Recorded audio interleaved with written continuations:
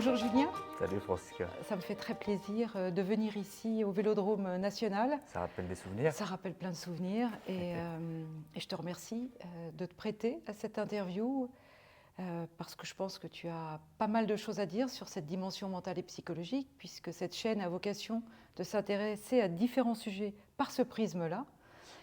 Et d'abord et avant tout, j'aimerais que tu te présentes.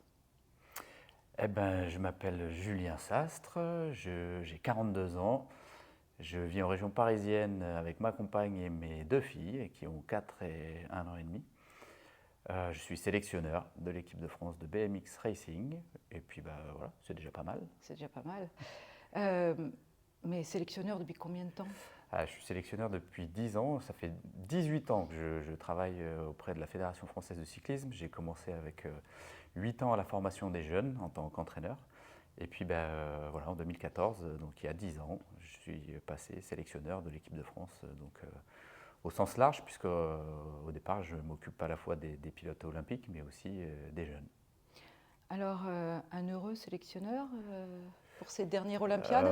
Oui, oui, difficile de ne pas l'être avec le résultat que l'équipe de France a eu cet été, aux Jeux de Paris donc, où les garçons, enfin les hommes ont réalisé un triplé, ils étaient 3 à concourir dans cette épreuve, et ils sont 3 sur le podium, donc c'est difficile de faire mieux à l'échelle de l'équipe.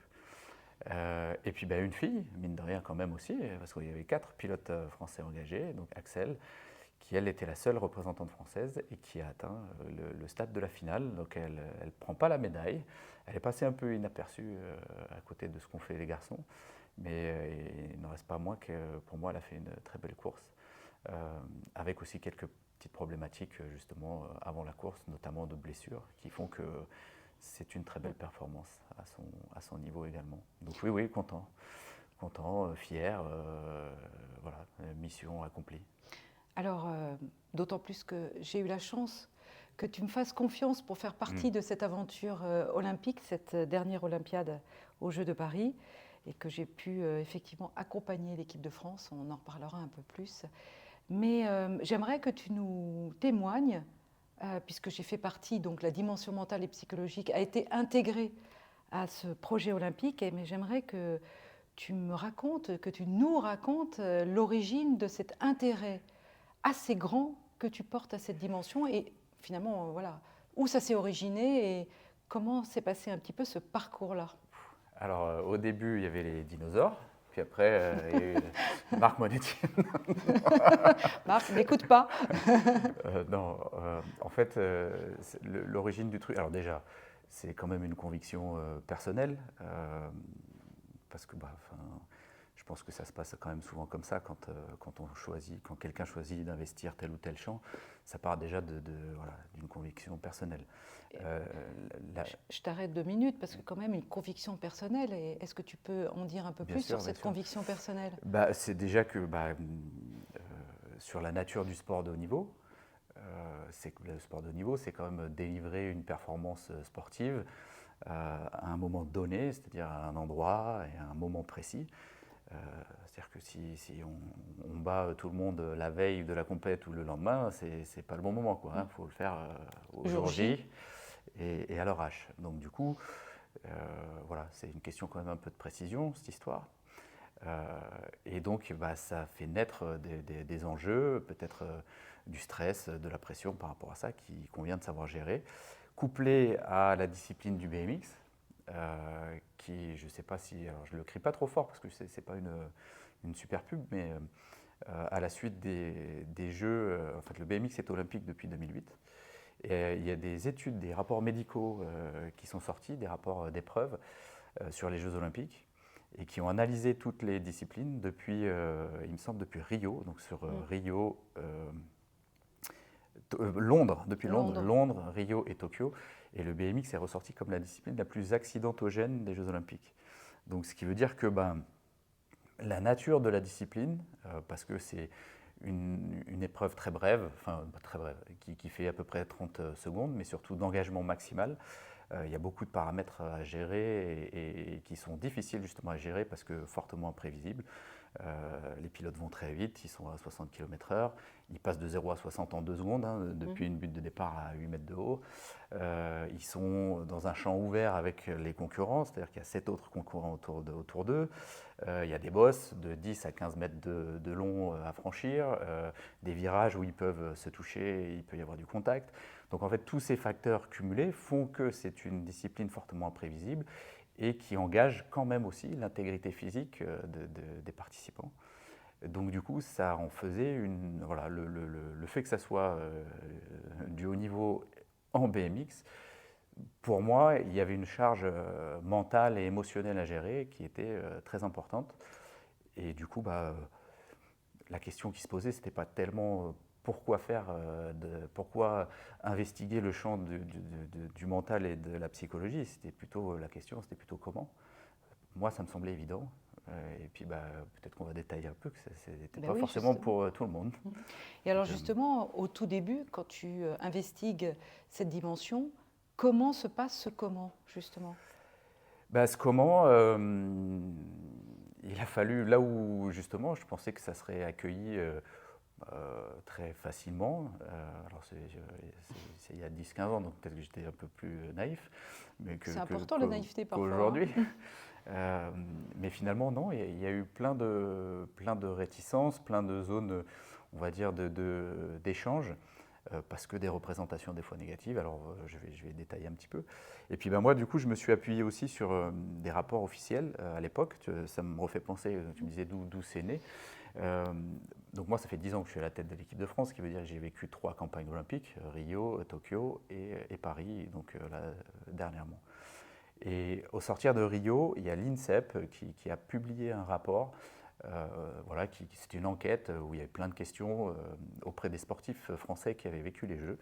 Et ce qui ressortait très fort de ce rapport, le plus gros point en gros, c'était que les sportifs qui sortaient de Rio considéraient la prep mentale comme alors pardon, je dis prep mentale, mais en tout cas la dimension mentale et psychologique comme le champ, ou en tout cas le facteur de progression qui leur manquait le plus important.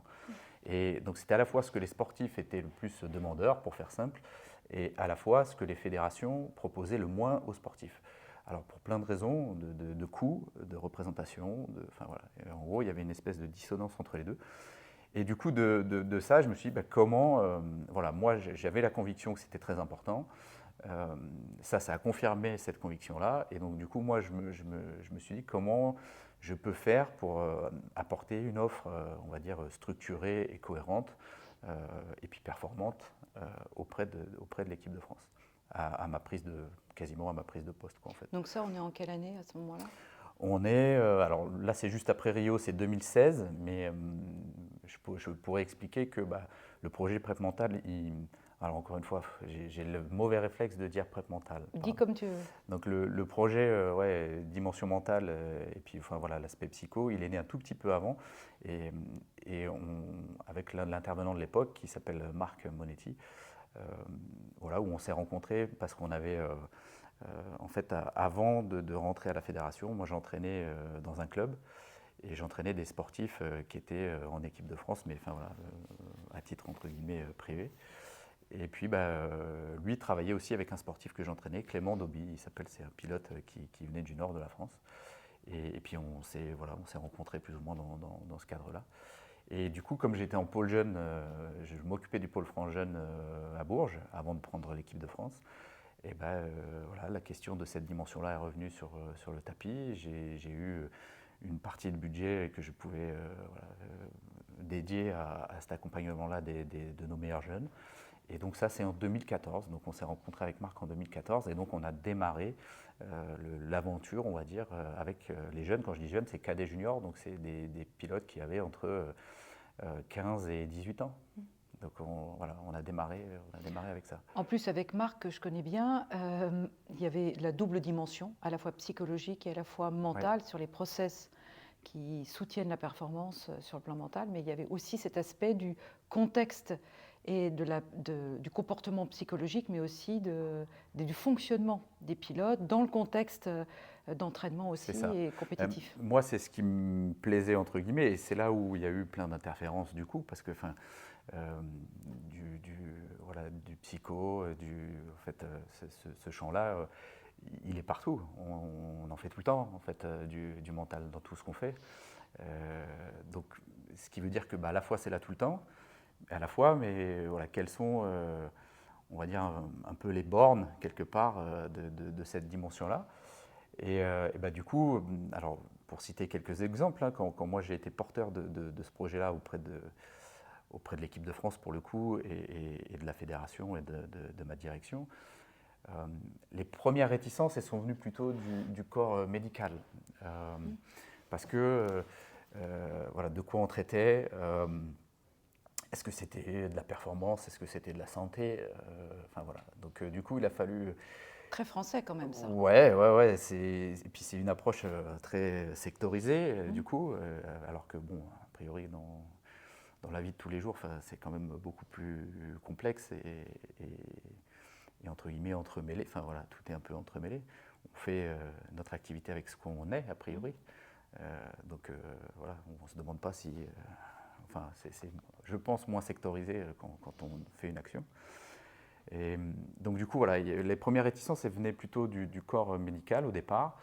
Et il a fallu sortir un peu les rames, convaincre, expliquer, acculturer.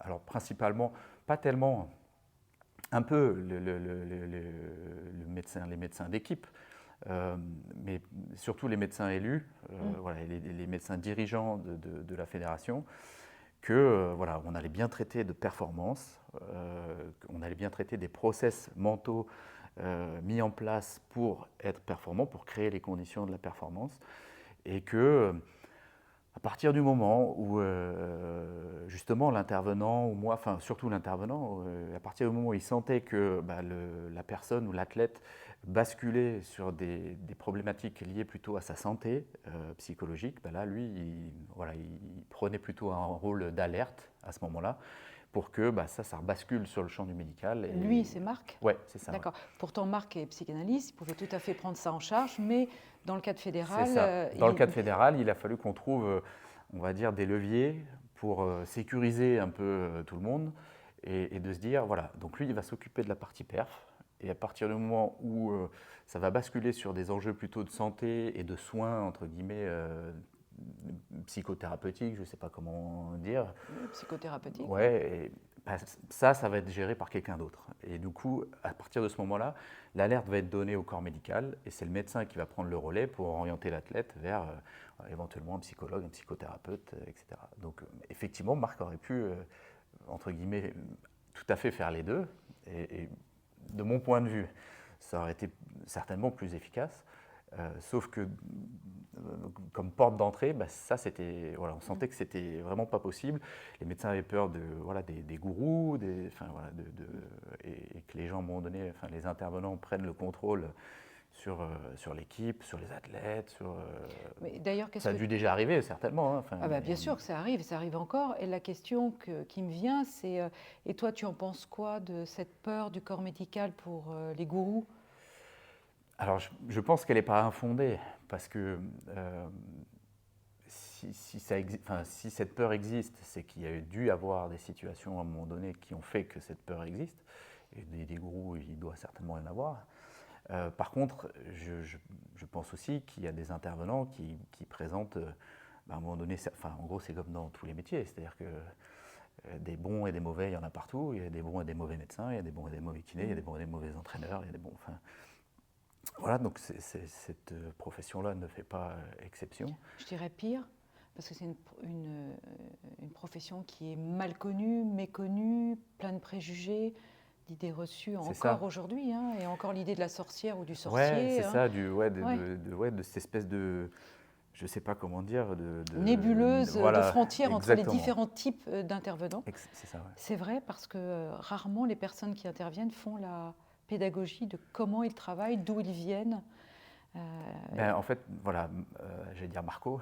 Marco Marco. a dû a dû justement acculturer, ça faisait partie, ce travail-là, ça faisait partie de l'acculturation, c'est-à-dire d'expliquer son parcours, comment il avait aussi travaillé sur lui, et donner quelques clés vraiment fondamentales de garantie de la qualité du travail Et de sa déontologie. et de sa déontologie, bien sûr, qu'on allait du travail qu'on allait faire ensemble et de la déontologie avec laquelle il allait intervenir dans le champ de l'équipe.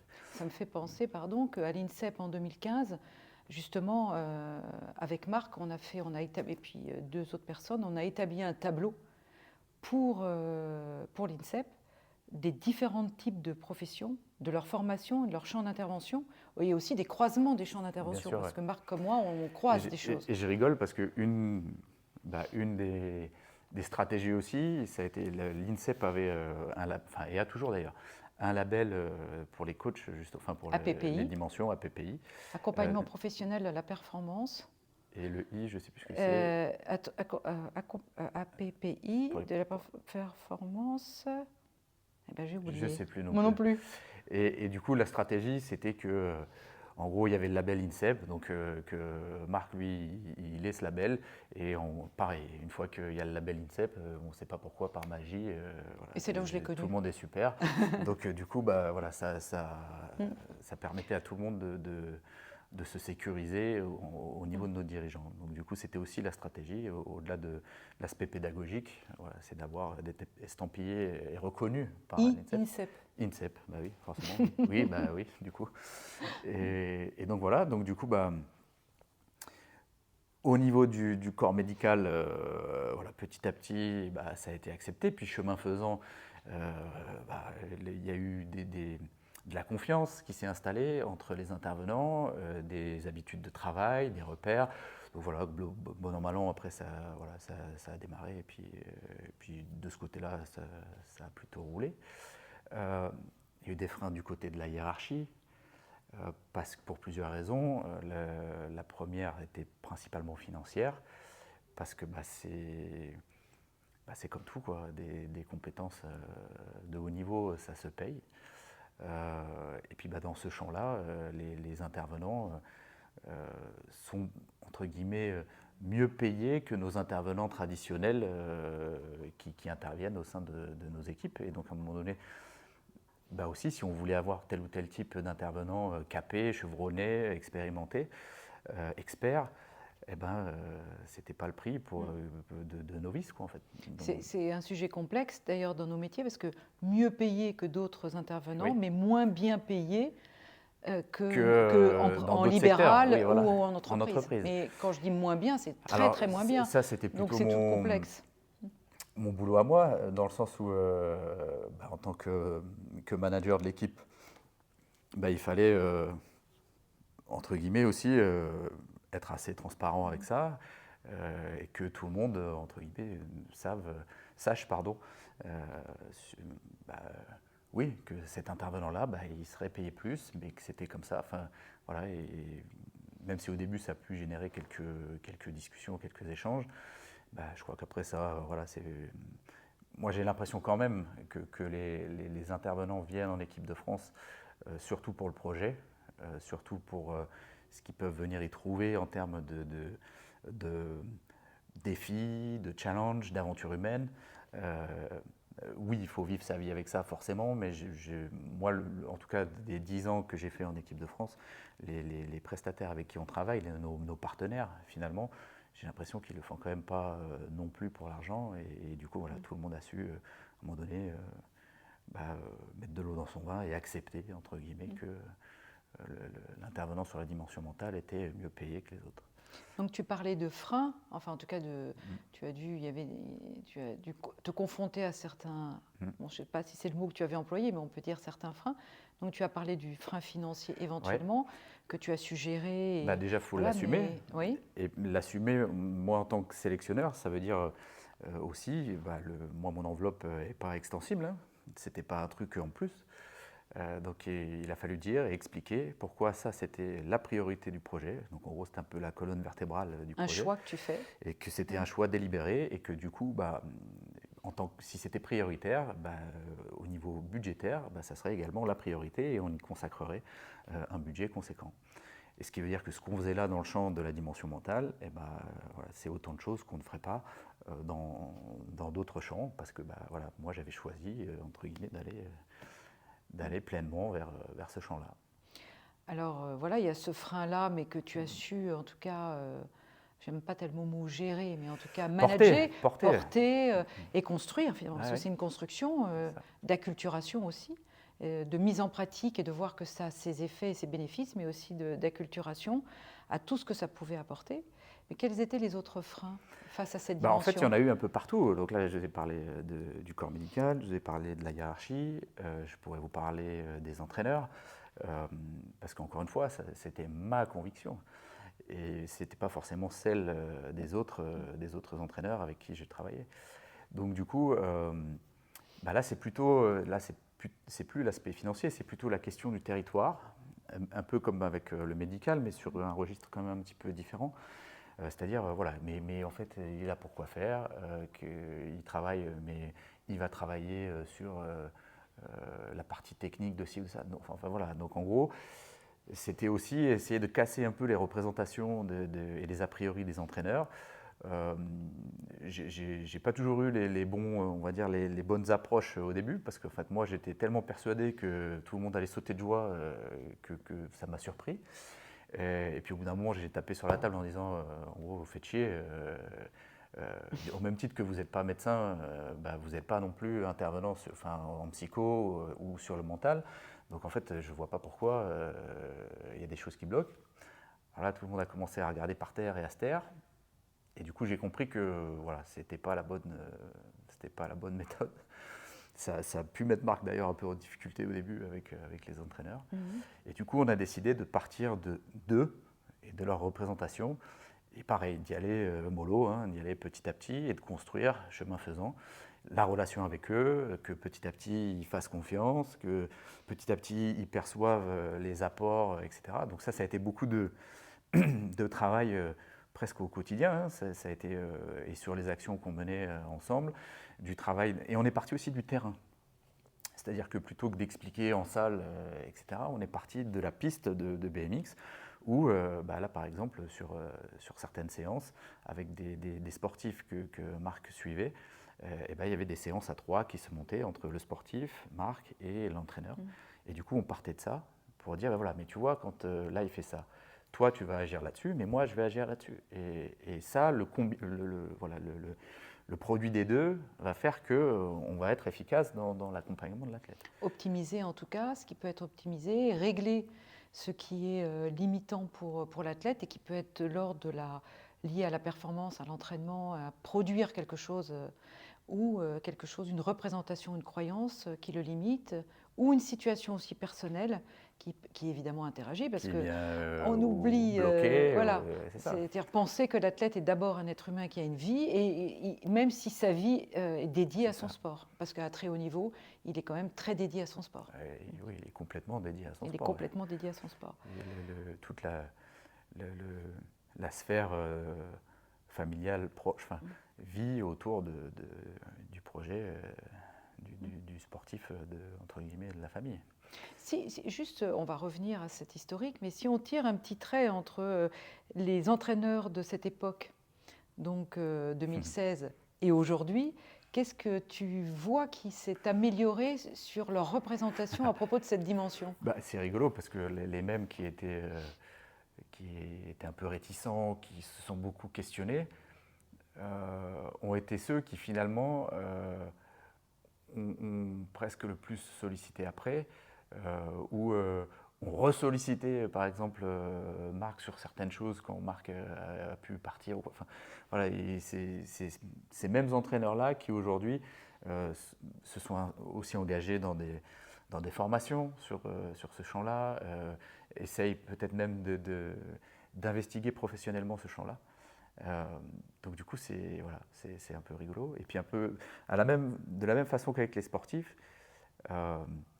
les plus jeunes entraîneurs finalement étaient ceux qui étaient les plus ouverts et peut-être les plus curieux de l'efficacité que pouvait amener ce travail-là. Et donc pareil,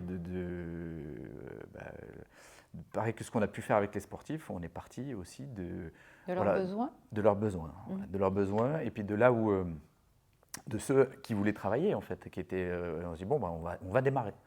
On va démarrer, et peu importe si on ne démarre pas avec tout le monde, on va démarrer. Et du coup, ça a démarré petit, pareil, et puis ça s'est fait. J'ai une petite question. Alors, évidemment, j'ai une partie de la réponse, puisque j'ai vécu cette aventure 3 ans avec toi, mais, et que peut-être je vais continuer avec certains pilotes. Donc, et d'ailleurs, tiens, avant que tu poses, excuse-moi, je te coupe, mais du coup, toi, par exemple, qui est resté 3 ans dans le projet, est-ce que tu vois une diff entre. Alors, 3 ans, c'est peut-être court, mais parce que c'est quand même un travail qui demande, voilà, je disais, 10 ans. Si je compte les 2 ans avec les jeunes, ça fait 12 ans quand même que moi, que j'ai porté ce projet-là. Est-ce que toi, tu vois une différence entre les entraîneurs quand tu es arrivé dans le projet et les entraîneurs maintenant? Et là, tu me coupes l'herbe sous le pied, parce que en fait, je voulais voir ce que tu allais dire à propos de ça, parce que évidemment, j'en vois une, en tout cas dans ce que j'ai vécu, le groupe duquel j'ai fait partie, je vois une différence, et j'allais te poser la question. Donc en fait, ma question est contenue dans ma réponse, ou l'inverse, comme on veut, mais quelle est la différence que tu peux voir chez ces entraîneurs, parce que certains sont les mêmes, ou en tout cas sont montés en grade avec les sportifs qu'ils ont accompagnés et qui ont créé de plus en plus de performances. Justement, sur quel plan tu dirais qu'ils auraient éventuellement le plus évolué? Parce que moi j'ai une petite idée puisque je l'ai vécu, mais…